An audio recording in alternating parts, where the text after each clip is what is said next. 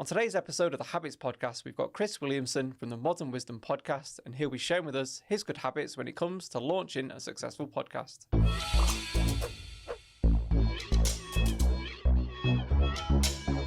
So, Chris, thanks for joining me. First things first, what qualifies you to be our guest expert when it comes to podcasts? I launched my podcast, Modern Wisdom, just under 3 years ago. Last month, we did 1.6 million downloads. We've crossed 10 million plays over the last 3 years. 100 plus New York Times bestselling authors, Ryan Holiday, Robert Greene, James Clear, Seth Godin.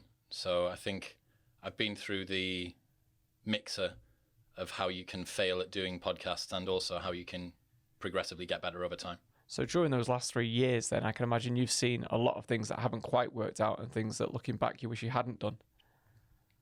That would be correct. I definitely made some errors early on, but most of the stuff ended up being okay. I see more errors with other podcasts than necessarily with my own. They're quite easy to spot when you're in the industry.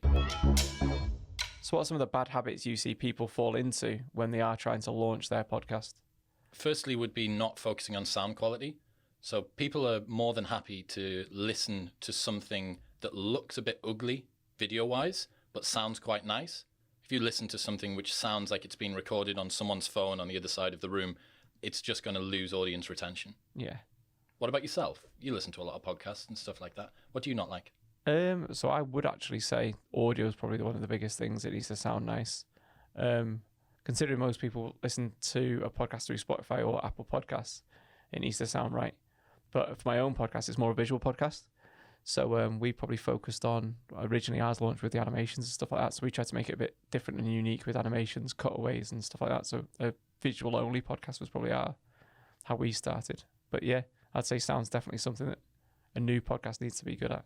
Another mistake that I see people making is not having guests that they're genuinely interested in. If you're not actually curious about what the person sat across the table from you has to say, you're just going to prep a bunch of questions like a 1970s show host.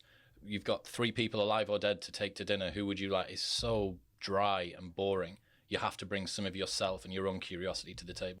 I know exactly what you mean there. I've been invited on so many different podcasts where it's as if they're printing off a sheet of the top 10 questions to ask on a podcast. They don't link at all. There's no thought behind it, and it seems like a waste of time. Or where they're asking me to come on and I can't see how I add value to their audience, which I think is a common mistake. If you've got, I don't know, the bricklaying podcast and it's about laying bricks for builders, like I don't get why you'd ask me to come on. It doesn't make sense. So I think a mistake that people make is they're not getting the right type of guest for their audience or in the niche that they want to sort of be known in. I think that's a good point actually, is another area to go into. People don't necessarily think that they should get good quality guests early on. Yeah. There's no reason that you as a new podcast can't go after guests that you think are absolutely amazing. If you reach out to them and they say yes, then fantastic. And if they don't, then you'll get them in 6 months' time or you'll get them in a year's time. But starting off with Julie round the corner, who once was in the background of Jeremy Kyle, isn't where you need to begin. You can signal to the audience and to future guests that you are a high value podcast by getting those big names on early. So if I'm someone listening to this now and I'm thinking of starting my own podcast and I want it to be successful, what are some of the good habits that you would share with them? First good habit is publish every week. People live their lives in weekly routines. You tend to do the same thing on a Monday as on a Friday as on a Sunday. If you can make your podcast a part of that weekly routine, every Monday, Thursday and Saturday, my audience wakes up knowing that there'll be a Modern Wisdom episode in their podcast app. So I have become a part of their weekly routine. Not only does it help with audience retention and with bridging the gap between you and your fans, it also makes you accountable to yourself. So you know on a Sunday if you're a little bit tired or you can't quite be bothered, but the audience is going to say, hang on, mate, I thought the podcast was supposed to be out this morning. On a Monday, you're going to get the work done.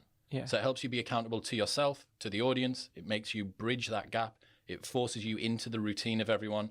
It's like such an easy win.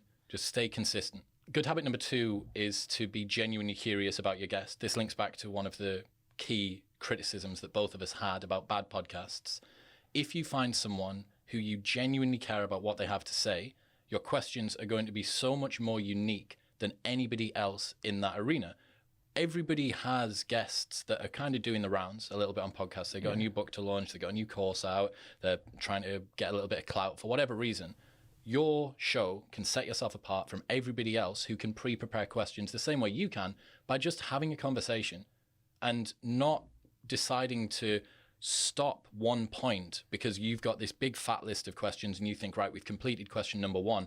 Just allow the conversation to emerge. The best podcast, the reason Joe Rogan is the best podcaster on the planet is because he asks the question that you would have asked if you'd had 30 minutes to prepare that one question, but he just rides the crest of the present and does it continuously throughout 2.5 hours, always asking great questions that lead on perfectly from what was just said. It never feels like it takes a sharp left turn or a sharp right turn, even when it does, because he's just quite casual with the way he speaks. That makes the guest feel nice and comfortable. And it also means that as a listening experience, there's no jarring, different iterations of where the conversation goes. It's just a beautiful flow.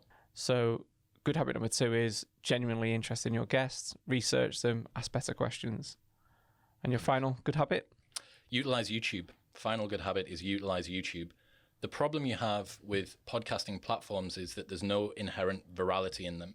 You don't have a trending page as such really on Apple Podcasts or Spotify, and no one's using the browse top charts to find their new podcast.